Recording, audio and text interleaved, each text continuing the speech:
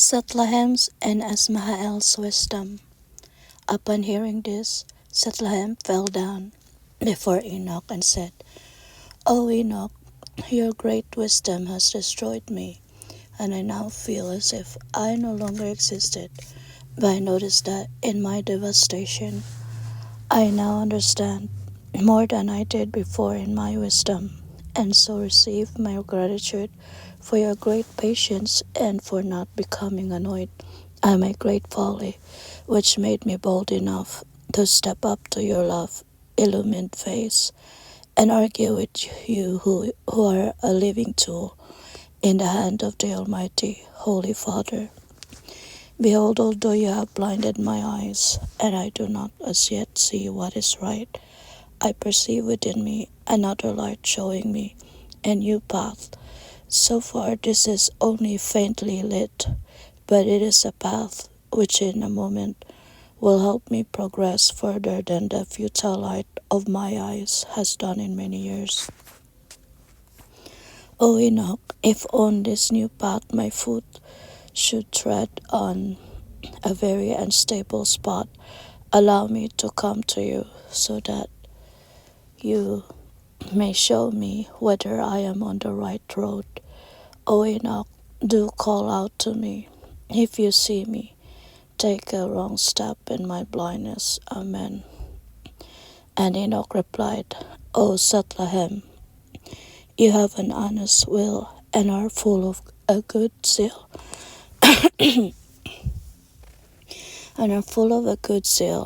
for which you deserve praise. But there is still one thing that needs to be censured, namely that you seek from me, who am also only a weak man, that which only God, our most holy Father, can give to his children. Thus you are praising the tool instead of the master. Do you believe that I am more easily moved by entreaties than the eternal, Holy Father's boundless love and mercy? O Sethlahem, do not allow the secret foolishness of your heart to delude you, and do not ever turn to men before you have in your innermost turned full of love and remorse to God. And if your prayer is not granted for quite some time, do remember that compared with God, the very best people are bad and loveless, and that God will give you everything long before the most compassionate human eye will even glance at you. But as far as we are concerned, we have come to you anyway at the bidding of God, our most holy and best Father, and owing to his love within us, will never turn our eyes away from you. Therefore lift up your heart and love the Holy Father with all your might, and you will live, for such love will teach you more in a moment than all the best and wisest people in hundreds of years. Behold, now you have all you need for the time being. Act and walk within the love for God. Amen." After this speech, Sethlahem bowed to the patriarch, stepped back gratefully, and beginning to feel great joy, praised me in his heart. Thereupon Enoch turned to Adam and said, "Dear Father, do not hold it against me that I have kept you here longer than you had planned for me. But the Lord does not arrange his gifts of love according to our measure of time. He gives when he wants to give, and to him the great, most holy giver, be all thanks, praise, and glory. Amen." And Adam replied, "Oh dear Enoch, do not let that worry you. We all know that what the Lord does is always well done. Amen."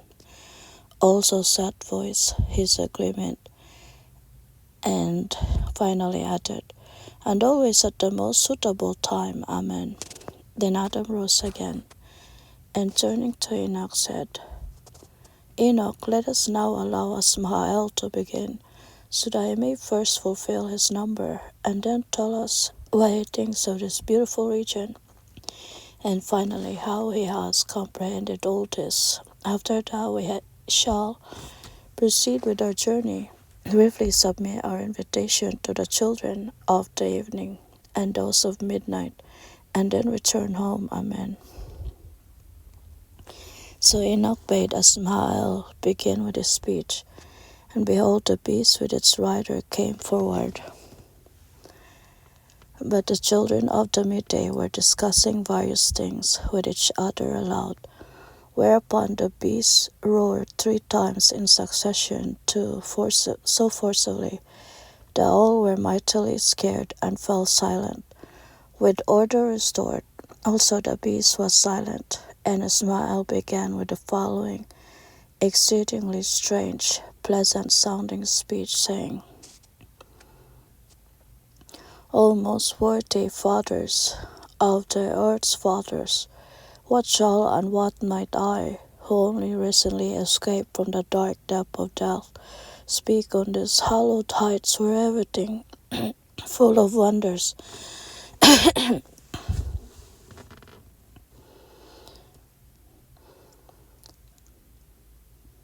full of grace, full of life, benumbs the most forcible word on my trembling tongue. As for the beautiful formations of this region, truly how should one who cannot speak holy words of life out of himself describe with his trembling tongue and portray such glorious beauty? O fathers of the earth's fathers, I have hardly dared as yet to fully open my eyes to behold the wonders of the hallowed heights. And now I, a poor blind and dead being, am expected to portray them before you, who full of grace, life, might, and strength, have probably already long ago beheld and seen through these things, with their strange forms to their innermost core. What are these grassy plains, surrounded by sky-high, towering rock faces and peaks, if their great significance must remain hidden? Does not any little stone rank infinitely higher for me, and everyone who can fully understand it, than all the earth's mountain ranges and heights, and the earth with them? How easy it is to say. One has just to see that there in the morning region is steaming, sky-high towering, king of the mountains, rises boldly, as if to dominate the earth. Indeed, also the beast's eyes may see that. But if I ask myself, do you understand this immense formation, Asmahael? It speaks in the night of my heart. How is the dead to understand the dead? Your life is but illusion and deception of your senses. Your pliant tongue is all that distinguishes you from the animals. O fathers, since I have felt like this, I think how inscrutable the formations of the hallowed heights are to me. Over there, between morning and midnight, I see a mountain shining more gloriously than the sun in the sky, which sends us only plain rays, whereas the mountain, confounding the sun, uses the light of all the stars and flowers in mighty streams. But when I ask myself, how come and whence and why, all then the grass as well as all the stones call to me with well-comprehensible signs. O you fool, why do you laboriously ponder the wonders of light? Can then the light which has flowed from God be seen? O you fool, behold the almightiness of the Creator once created the sun only for giving light and not for contemplation. And if you were given the ability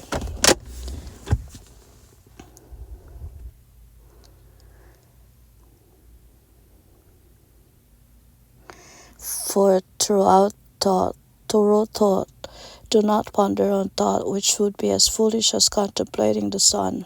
Thoughts are lights of the soul illumining the tangle of physical life, but you are not meant to use them exclusively for that. How could you comprehend the external wonders whilst you have to flee from yourself the closest of the wonders?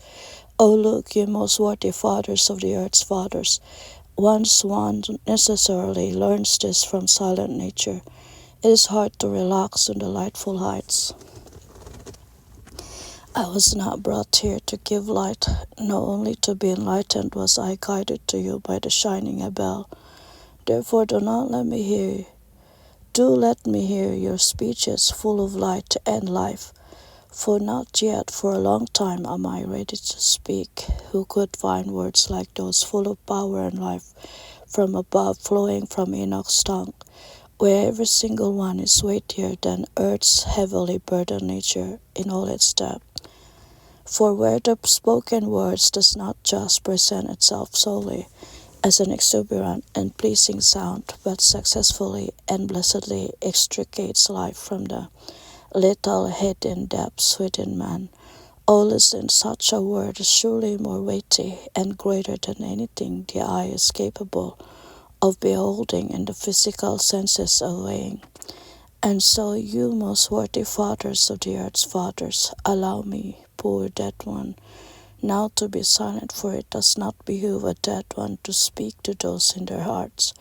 Carry a life out of God in the brightest light, from where every word with a blessed tongue disseminates life, as does the sun its wavering light. Therefore, O fathers of the earth's fathers, let me end my empty-sounding words, for time has been made for better things than idle chatter. Though the region as a reflection of life is attractive, it is better to strive for life itself. Oh, truly, I feel that only a drop of life, contained in the most confined space, is more beautiful for him who has faithfully discovered it than if he gazed with the keenest sight into the endless spaces full of suns and death. O Enoch, my wisest teacher, thanks to grace and love from on high, forgive me my idle chatter and be forbearing with the dead one in his blindness. Listen, the dead and blind one am I. Amen.